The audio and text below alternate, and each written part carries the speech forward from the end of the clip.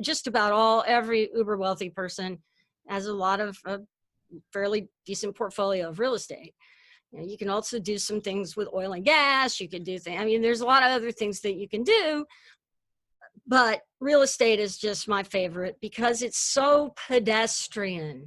If you buy cash flowing assets, it's slow and steady. This is not a get rich quick or any of that. But what it is, it's capital preservation first, then cash flow, and then if it appreciates, all the better. Welcome to the Wealth Through Real Estate Investing podcast, your source for real-world strategies focused on creating long-term wealth, cash flow, and financial freedom through real estate. Through guidance, tips, and stories of highly successful real estate investors and thought leaders, we provide you the tools to succeed and reach the lifestyle you always wanted. And now your host, Dwaine Clarke. Hello and welcome to the Wealth Through Real Estate Investing podcast. This is your host, Dwaine Clarke. And today we have a special treat.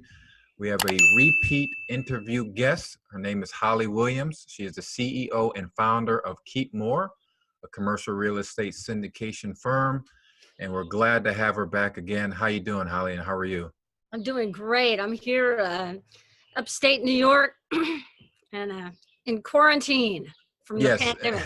Well, we had mentioned before, you have a great background there. Looks like you have some trees and some forest, like you can take a walk in some good weather, so you can't complain too much, huh? No, not at all. Super fortunate, and everybody's healthy, and that's all good. That's all the most important part, absolutely. But yeah, we had you on, I think it was last August, episode 21. It was a great episode. We got a little bit deep into your background, but it's been a couple months. But just to give the listeners just a little bit of a mini bio, that you had spent more than 25 years as an executive in advertising and market research industries. And a few years into your career, you started making a little bit of money, but as the years went on, you found yourself paying more and more in salary and taxes and getting little return until you finally discovered the financial freedom through commercial real estate investing. But for people who don't know a little bit about your background, would you go a little bit deeper just to kind of give us an update on your background and how you started your real estate syndication adventures? Well, everybody, we see the stock market, right? And we see, this will air later, but I doubt things will change too much, right? And so right now we're in a place where the economy isn't, there's a lot of people out of work. There's a lot of stuff going on.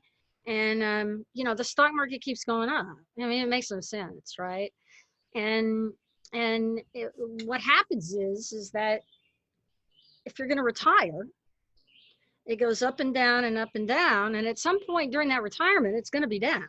Mm-hmm. I think we all have in our heads that $1 million, we're going to get $80,000 to $100,000 in income from that, and because the stock market returns 10% average. Well, that's not what happens. It goes up and down and up and down, and all the retirement calculators and everything are set up to withdraw every year. You have to sell the asset to get the money, and so all of that, I watched my parents go through all that, and in their last years of their lives, and that's when I began to realize that the sort of what I'd been taught wasn't necessarily the whole story. And so I was paying 50% of what I was making in taxes. It was costing my husband and I $10,000 a year just to be married. If we would have paid 10 grand a year less tax if we got a divorce. So none of this felt like I was living in this world where you get ahead, but you're not really ahead. And what happened was, a friend of mine called me up one day and he said, I'm going to learn how to buy apartments. And he did. And then he called me up and said, do I want to invest? He found an apartment complex, so I want to invest in it. So I did, not really knowing what I was doing, right? I knew how to read a balance sheet and I knew about real estate, right? We had some rental income and stuff from other properties because I was always interested in real estate. one thing led to another, and that's when I discovered that you can passively invest in multi-family apartments, spread the risk around. If you have a single family home and you lose a tenant, you're done for at least a few weeks or a month till you can find somebody else. But with a if you got a 200 or 300 unit apartment complex, the risk is spread around. And so I did that, and I've done 20 of them. Wow. And as I became more and more passionate about them, and I learned more and more about them, and I saw my financial life take a huge turn where I was making, six figures passively by doing investing, by moving money from the stock market to multifamily syndications. And I just had to tell everybody, because that's how I am. And one thing led to another. And I left my job in 2018, left my career in advertising. And now I work with partners to make these things happen. And it's been amazing. And it's been really, the most wonderful thing about it is that, in advertising, I was testing ads. I was in market research.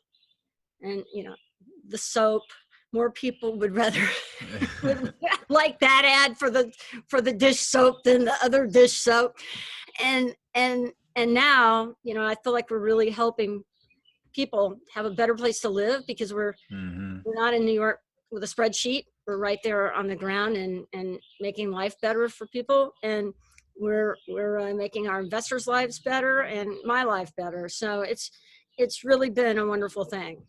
Yeah, the thing is, like, because typically when you get a job, you're an executive or you're a working professional, like, and then your company says, "Here, fill out some forms, and we get you invested into the stocks, the company's stock portfolio," and then you just work and work, and then you just kind of play the plan, and you maybe hire a financial advisor or watch a couple things or read a book. Yeah, exactly. And you're just taught to just go through the motions, and you now have access. And fortunately, you got that phone call and say, "Hey, look at this apartment building." Not many people are just instantly thinking of, yeah, I need to do that, or have the courage like you did to just jump in and not really expect, what to happen. But can you talk about like the process of people, not getting access to this type of information that can just really transform their lives, just like how you did?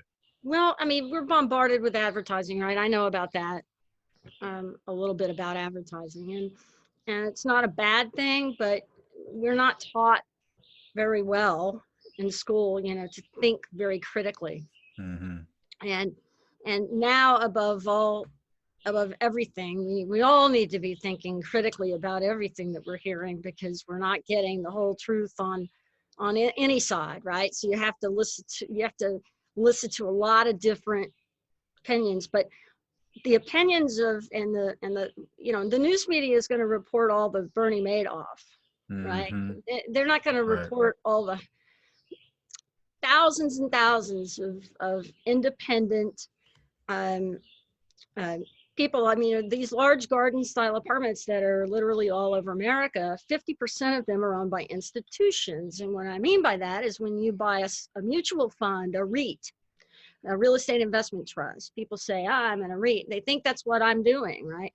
Even. And what a REIT is a mutual fund that buys real estate. So what's happening is, when you buy real estate, there are many tax incentives for buying real estate. There are many different, you're creating capital gains income, all of those things. You're creating passive income from the asset is creating income and paying you without having to sell the asset. Well, what happens when you buy a commercially available security or whatever, usually Wall Street's taken a lot of that profit for themselves. Now, I'm not opposed to anybody making money, but the wealthy, the very wealthy in our country, have access to a lot of private investments that we don't. Mm. The average investor, and I was you need to be an accredited investor, and you can, that's a whole different thing. And so you need to be successful. But I grew up filling out 1040 EZ, right? So that's what I knew. And I went along, and had a career, and I didn't have time to research all this. And that's what happens to most of us. And we really don't realize that we may be investing in apartment complexes, but it's through somebody else and somebody else and somebody else and somebody else. And by the time the cash flow gets down to me, it's a fraction of what is. So I didn't realize that you could passively invest in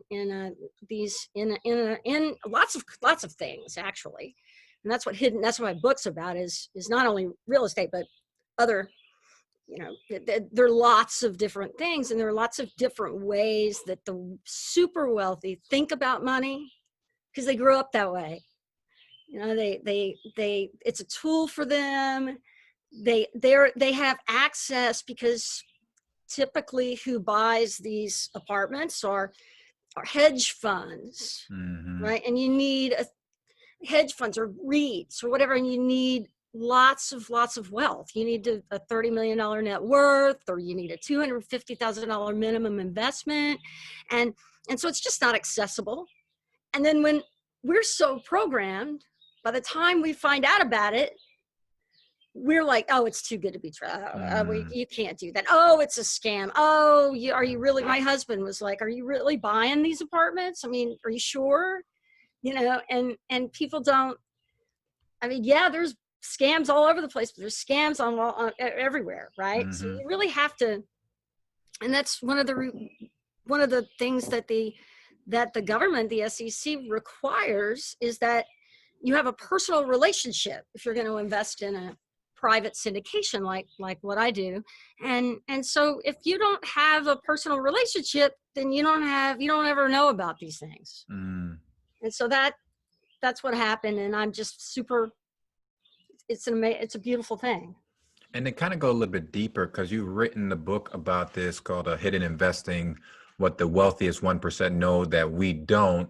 So kind of piggybacking off of that, of getting access. And I understand I think it was, I forget which year it was, but the SEC passed the Jobs Act in order to kind of bring open these opportunities that what was exclusively for the super rich, the country club folks. Correct. To be able to kind of pass on this type of opportunities. But now it's with of course, being an accredited investor and having the qualifications to invest in these.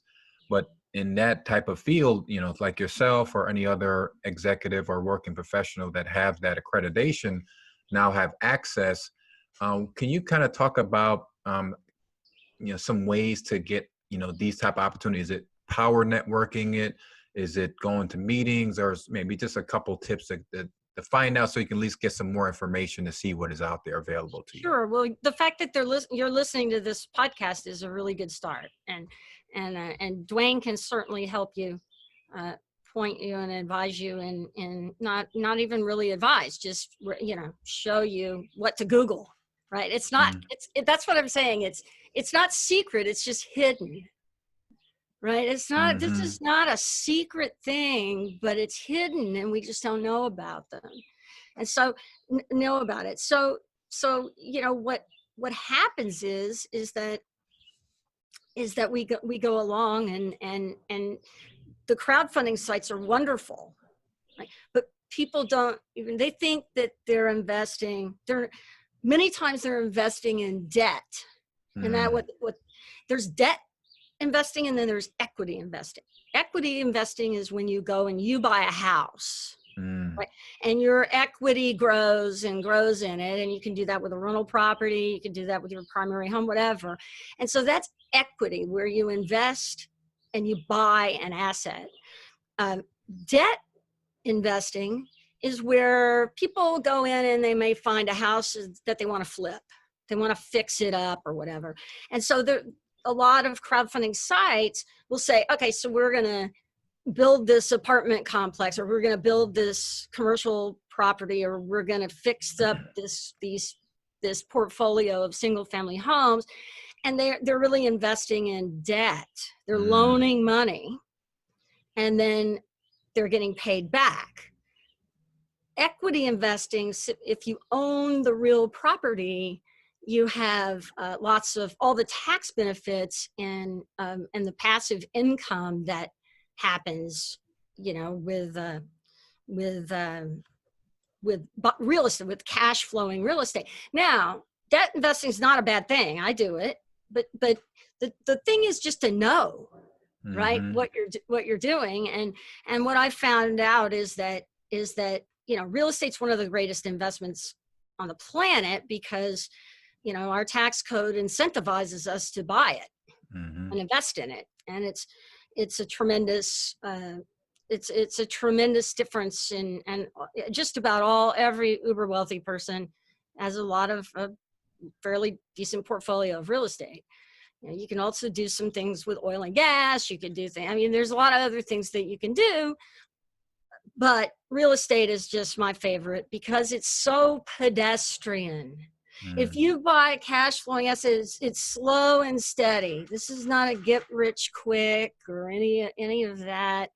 But what it is, it's capital preservation first, then cash flow, and then if it appreciates, all the better. And that's even more important now. You had mentioned earlier in the call regarding the ups and downs of the stock market, where it's not even a guessing game anymore. It's just like every day it's something different, and depending on the news cycle, it may go up, it may go down.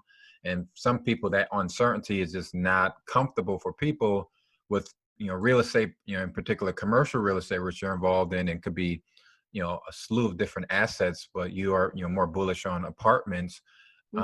It's just that consistency, because someone always needs a place to live. They always need a place to go and shop and eat. So it's like it's always going to be there. Can you talk about the assets that you're more bullish on? Are you more concentrated in apartments, or are you also looking at other types of asset classes?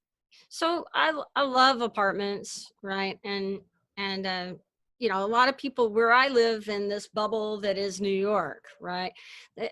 There's not a lot of understanding about buying for cash flow as opposed to buying for appreciation. I mean, when people think of real estate investing here, because it's so hard to do, people think of you got to buy when the market's down, much like the stock market, because that's kind of how we're trained to. So they think that real estate is very risky, but there's another way to do it.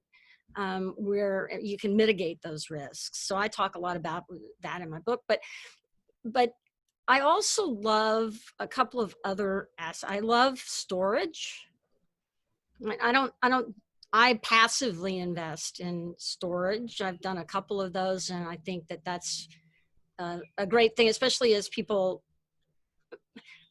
my parents passed away. It was sad, but I came down with a U-Haul because I didn't have much. It wasn't like I needed like a big truck, but there were some things I wanted to keep. So I went down, down south, and I got the stuff, and I drove back up with the U-Haul. And U-Haul, when you rented a U-Haul, they gave you a month free of storage, right? So I had all these plans. I put the stuff in my free U-Haul storeroom, and then that was a year and a half ago. And I still have the U-Haul storeroom, right? $70 a month. I haven't managed to get over there and get so that experience showed me I'm not unusual. And 90% of the time they just keep paying, and so yeah. Plus, it's like that. if you have too much stuff, you got to put it somewhere. People, I see the self-storage deal where they just have RVs and boats. Like they got to put it somewhere. The wife says, "Hey, you can't keep the boat in the backyard. Bring the boat somewhere." Okay, I guess it's self-storage. Or you're downsizing, or you're moving. You're going to bring it over. A lot of that, or your coronavirus and your lease just expired in the big city, and you've moved out with your family or your brother or sister or something, and you're staying somewhere, and you don't know when you're going to be. You got to put your stuff somewhere. So I like storage, and I like mobile homes. So I'm starting to learn about those things. I'm not an expert at them and haven't been doing it in a long time. And just, I've been a passive investor in it, but I like those things right now. I think that coronavirus has changed a lot for all of us. And Mm-hmm.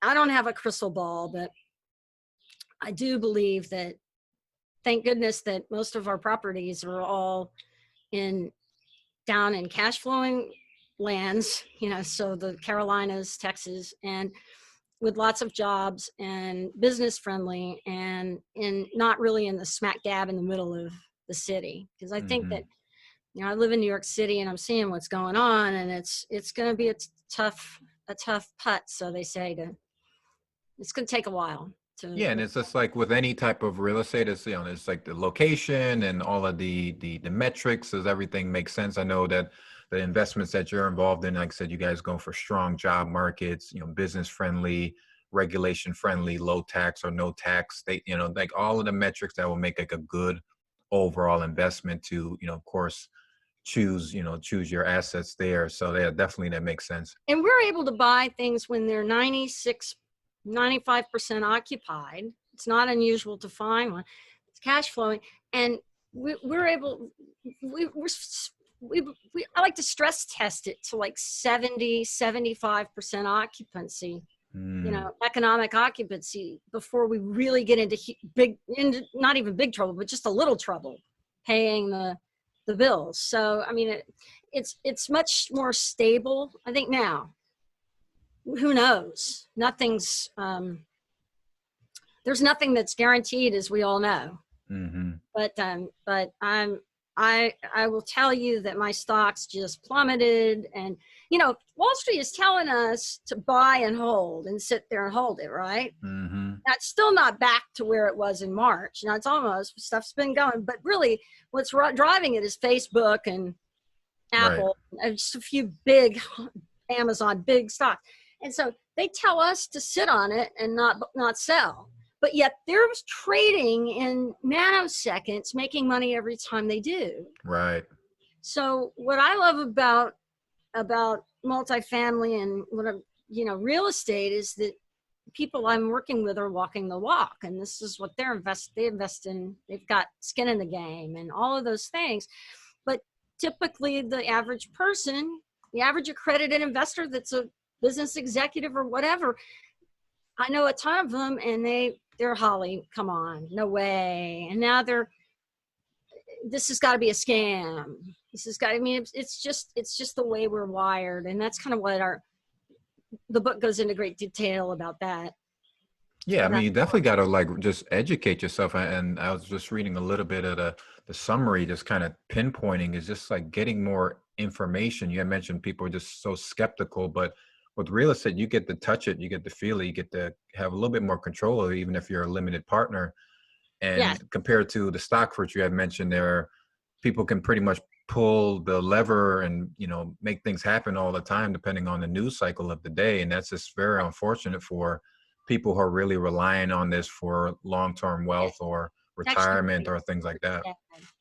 And so we've been able to change. My life has been changed, and some of my people I really love have been changed. And so that just gets me going. And so I'm really, happy to share the story and to help people, Absolutely, hook up with people, with syndicators, that have their goals in mind, that are like-minded, because that's really what it boils down to. Because there's lots of different ways. There's no one way to invest. I mean, there really isn't. There are some people that can really do the stock thing, and I just, it's not a bad thing. It's just, with passive real estate, you just don't have to pay attention to it.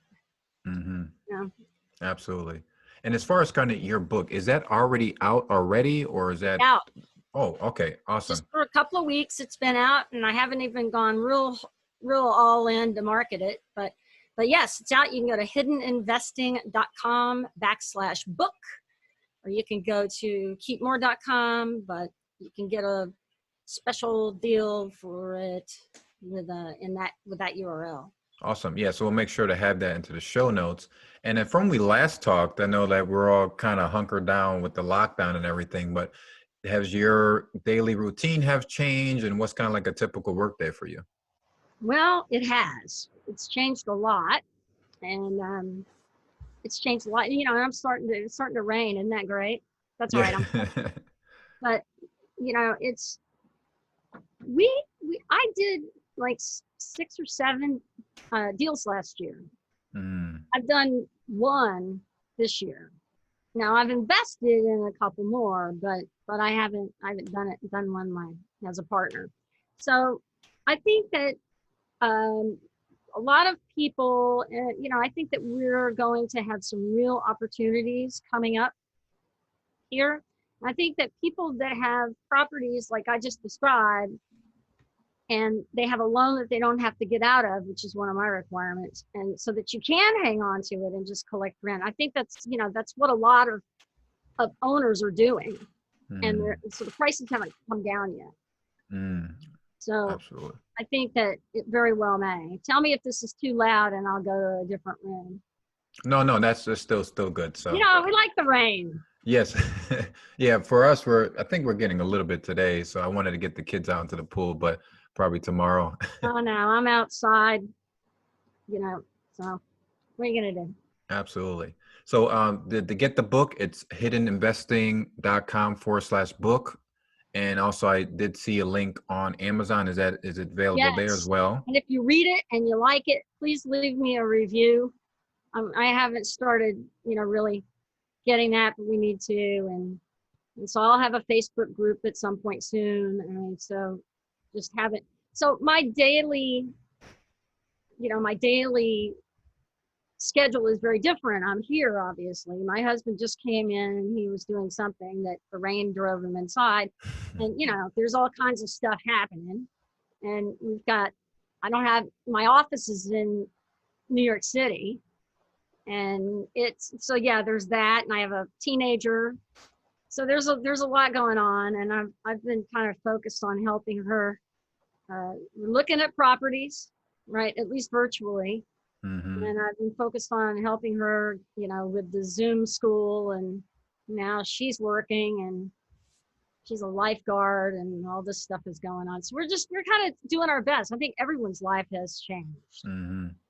But the And beauty thing is, like I said, you invested in, passively in real estate. And like, that's probably the goal for people. Cause at the end of the day, probably everyone would choose to be home with their family and have the ability to do whatever they want to do. And through your business and the ascension, you're able to kind of provide that. And then you're teaching your daughter, the education we want our kids to learn for financial freedom down the road, and you're getting her prepared for that. And that's like definitely the key. so very Yep. fortunate. That's the biggest takeaway from the college is educating yourself and finding out exactly what the super ultra wealthy are doing, and take that and mimic that. And why change the wheel? Everybody's talking about redistributing wealth and how, all this stuff. And here's the thing. Jeff Bezos, I don't know him. I don't know him. He might be the biggest jerk on the planet. I don't know.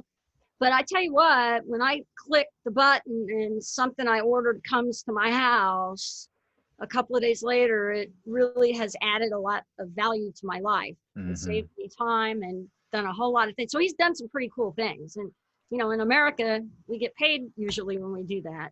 But he's not taking money from me and you. It's irrelevant whether it's there or it's not there. He's actually creating value. You can use Amazon to make money. Lots of people do. And so I think that the world just changes. And I think that you see companies doing really well with coronavirus. Now we wouldn't wish this on anybody, but the universe expands. And I think it's a matter of just don't believe everything that you read, and think for yourself. Mm-hmm. And because you're as smart as everybody else. You are. Absolutely. Totally agree with that. Yeah. Good statement and good way to kind of end that with that positive note there. So we'll make sure to have all of this information. The book is called Hidden Investing: What the Wealthiest 1% Know That We Don't. To get a copy of that, hiddeninvesting.com/book is also available on Amazon. Please like, share, and give a highly review after you read it. Again, it's all about getting that information and that education so you An can be easy able to build read, for your not family. long. No. And keepmore.com is your website for if you want to learn more about Holly and some of her opportunities that she's working on. Very exciting. Or that I've Absolutely. worked on. Absolutely. Holly, it was a pleasure to speak with you again. It's always great talking to you on the phone, and I'm glad your family's doing well and you're out there in the rain getting some nice air, and we'll look forward to chatting with you again. Oh yeah, we'll do it again soon. Absolutely. Yeah, we'll just keep this going. It definitely is more engaging and definitely giving a lot out to our audience. So I really appreciate that. Well, we appreciate you. You're doing great things. All right. Thank you so much. All right. Awesome. Take care. I'll talk to you soon. All right. Bye. All right. Bye-bye. Thanks for joining us on this episode of the Wealth Through Real Estate Investing podcast. Don't forget to subscribe and leave us a review on iTunes or the listening platform of your choice. Also, please check us out at DwaineLClarke.com, as well as find us on Facebook for more useful content and resources.